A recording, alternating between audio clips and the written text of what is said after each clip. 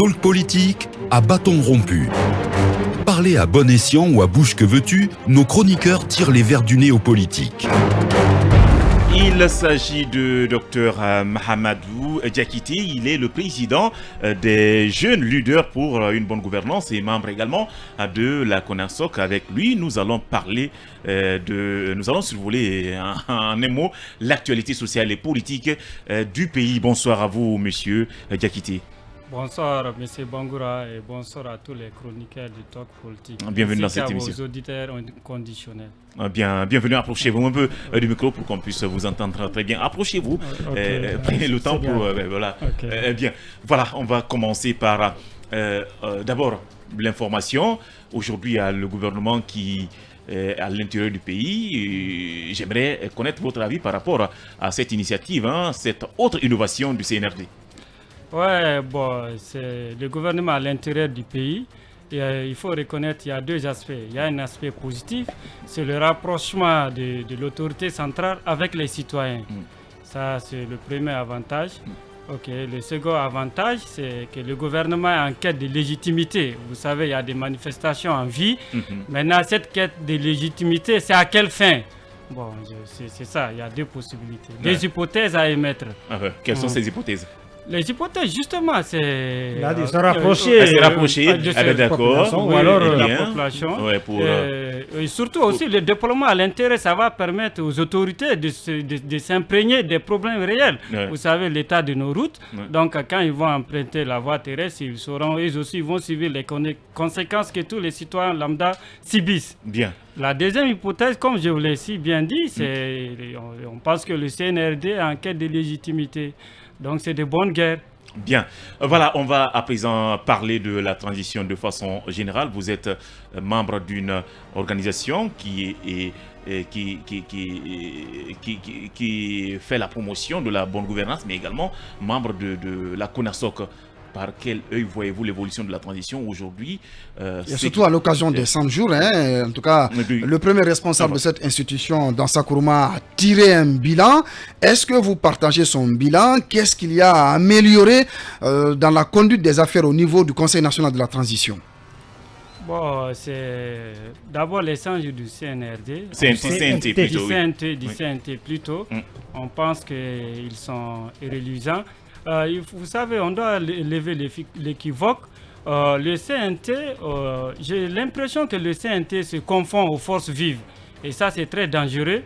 Au sein du CNT, il y a des forces vives. Mais le CNT ne compose pas les forces vives de la nation. Donc, c'est surtout cette nuance qu'il faut lever. D'accord. Concernant, je pense que le CNT, le rapport du CNT qui a été... Son bilan est approximativement à 80% reluisant pour l'instant. D'accord. Pour l'instant, oui. D'accord. De l'autre côté, il y a quand même cette question aussi qu'il faille poser. Vous l'avez tout de suite effleuré. Est-ce qu'il appartient au CNT de fixer le chronogramme de la transition? Parce que c'est une question qui brûle leurs lèvres et taraude les esprits de maints observateurs. Concernant le chronogramme de la transition, puisque au sein du CNT, il y a les forces vives. Comme je l'ai si bien dit, il n'appartient pas au CNT de proposer le chronogramme de la transition. Ça, il faut être clair là-dessus.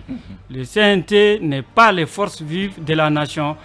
Oui, mais aussi, au sein du CNT, nous avons les forces vives. Vous savez, les partis politiques aussi... vous dites que au sein du CNT... Non, je ne me contredis pas, monsieur Baz. En fait, c'est juste une nuance. Parce que les partis politiques aussi se disent qu'ils composent les forces vives. Et ça, c'est archi faux. Les partis politiques uniquement ne composent pas les forces vives. Est-ce que les partis politiques l'ont dit? Les partis politiques ne l'ont pas dit. Parce qu'aujourd'hui, si vous regardez, quand on parle de forces vives, c'est l'ensemble des entités qui composent sociopolitiques. C'est ça, les forces vives. Oui, justement. Mais les partis politiques, ils ont demandé un cas de dialogue inclusif. Ils ont changé de temps, ils ont changé depuis. Oui, justement, vous savez, ils ont commencé par ça, ils ont compris que ça ne marche pas. Vous savez, ils sont de mauvaise foi. Il y a des politiciens, des partis politiques, des leaders des partis politiques qui sont de très très mauvaise foi. Et cette fois-ci, nous n'allons pas accepter la manipulation de l'opposition. Qui manipule, vous accusez le RPG, l'UFDG, l'UFR, le G58 de manipulation. Vous savez, nous nous dirigeons vers le même scénario que 2008. Vous savez, en 2008, avec 2008-2009, oui, avec le rapport d'audit d'Ousmane Kaba qui a été remis au président Dadis. Vous savez, Dadis, il était pour la marche du 28. Mais il voulait qu'on la délocalise le 29. Vous savez, on a dit non au général de Gaulle le 28. Actuellement, nous ne pouvons plus célébrer le 28. On parle plutôt des tueries du 28 septembre. Vous savez, vous comprenez? C'est parce qu'il y a eu tuerie. Non, justement, le CNRD, il ne veut pas tomber dans le même scénario. Donc, il est un peu méfiant. Je pense que c'est de bonnes guerres, puisque les partis politiques...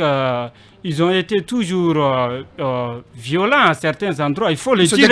C'est les partis politiques qui sont violents ou c'est les forces de l'ordre qui ont fait preuve de violence sur des Guinéens, Monsieur Diakité? Vous savez...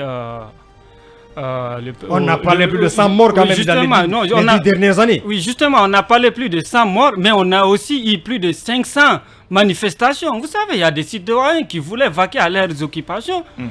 Bien sûr, si vous manifestez, il ne faut pas empêcher les autres à vaquer. On va revenir. Alors, à date, est-ce que vous, en tant qu'acteur politique et de la société civile, vous, particulièrement, vous vous sentez impliqué dans les décisions ou vous vous sentez en tout cas concerné directement par les décisions de la junte militaire dans la conduite de la transition? Vous savez, comme M. Bangoura l'a si bien dit, moi je suis le président des jeunes leaders pour une bonne gouvernance. Pour l'instant, il y a des indicateurs de bonne gouvernance. Vous savez, il y a la CRIEF, la restriction aussi du nombre de ministères. Vous savez, nous étions à plus de 38 ministères dans ce pays-là. Actuellement, ça a été réduit. Le jour où le CNRD va dérouter ou bien dérailler, donc pour l'instant, vous vous retrouvez dans l'esprit de la junte militaire. A envie d'interdire toute manifestation actuellement. Est-ce que ce n'est pas une violation des droits de l'homme à Guinée? Non, vous savez, en période de transition, il y a des aspects juridiques. En temps normal, l'État ne peut pas interdire les libertés et droits fondamentaux de manifester. Mais d'une autre part, en période d'exception, le pouvoir politique peut interdire. Ce n'est pas que de l'achat de la transition, justement, attendez, je vais bien préciser. En période d'exception, c'est-à-dire si nous sommes en état de guerre, j'avance quoi, je chute, laissez-moi citer. Si nous sommes en période de guerre, en état de guerre, dans un état de guerre, dans un état d'urgence ou dans un état de siège. Mais la question qu'on doit se poser, est-ce que la transition est une période d'exception? Oui, la transition est une période d'exception. Donc, à certains endroits, le gouvernement, le pouvoir politique peut restreindre les libertés et droits fondamentaux. Mais aussi, il y a une nuance à ce niveau. Non, il y a une nuance à ce niveau. La nuance est que on ne sait pas, puisque c'est une transition, et elle peut prendre des années. Donc, on ne peut pas interdire infiniment aux gens de manifester. Ça aussi, non, c'est ce qui est fait là. Parce qu'on demande aux politiciens de circonscrire leurs manifestations dans leur QG, dans leur quartier généraux, au sein de leur parti. Alors que la voie publique aussi, c'est tout à fait naturel, normal. C'est un espace public. L'espace public, c'est normal que les gens viennent exprimer leur mécontentement par rapport à la façon dont le pays est géré. Vous savez, les manifestations ont été toujours violentes dans ce pays-là. On ne sait pas où se trouve l'abattoir, on ne sait pas où sont les abatteurs. On doit se poser la question. On le sait bien, monsieur. Non, on le sait bien. Non, si on est de bonne foi, on sait bien ce qui se passe. On est tous là, monsieur. Non, bien sûr. Au fait, le régime Déchi nous avait dit que parmi les manifestants, il y a des gens qui détenaient des armes de guerre et qui tiraient sur les manifestants. Tous les 200 morts de l'axe, c'est... On va continuer, je vous en prie. Vous écoutez.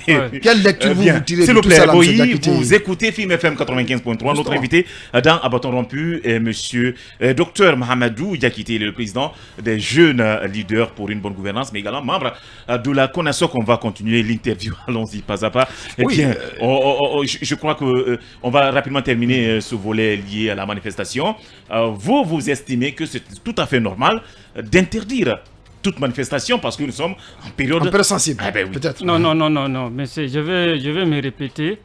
Je disais en période de transition. Vous savez, nous sommes dans une période exceptionnelle, il faut le reconnaître. Justement, maintenant, à ce niveau, il y a deux aspects juridiques. Maintenant, moi j'ai besoin de votre Le CNRD peut restreindre certains droits et libertés fondamentaux de manifester. Mais ça doit être bien défini, le temps doit être bien réparti. Est-ce que vous comprenez? Parce que cette transition, on peut avoir un glissement de calendrier. Le CNRD ne peut pas interdire aux gens de manifester infiniment. Non, ça, c'est pas possible. Donc si c'est le juste milieu, moi-même, je vais descendre dans la rue. Et il faut rappeler aussi ceux qui appellent aux gens de manifester. Vous savez, les militants des partis politiques, il y a des gens qui n'ont même pas l'âge de voter, 18 ans, qui manifestent. Pourquoi? Les partis politiques aussi doivent éduquer leurs militants. Et quand on n'a pas 18 ans, est-ce qu'on peut dire qu'on est militant d'un parti politique? Ce ne sont pas des militants. Non, justement, non, écoutez, non, on va se comprendre.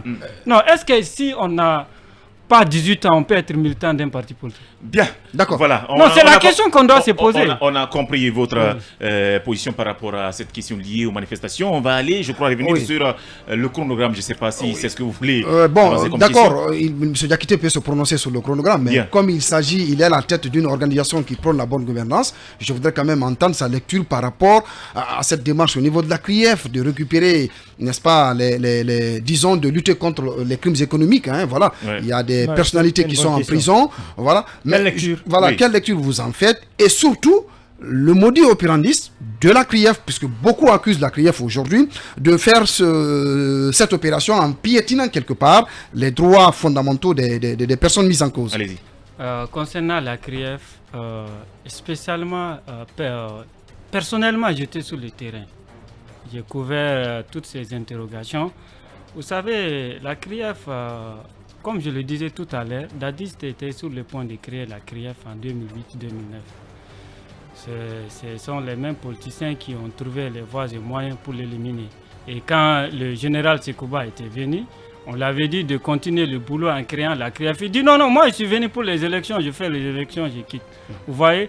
Parce que le problème de la CRIEF, c'est quoi? Ces politiciens, si toutefois ils sont condamnés par la justice, vous êtes d'accord avec moi qu'ils seront disqualifiés de la course. Oui, mais maintenant on parle aujourd'hui de cette démarche de la CRIEF, de sa mise en place.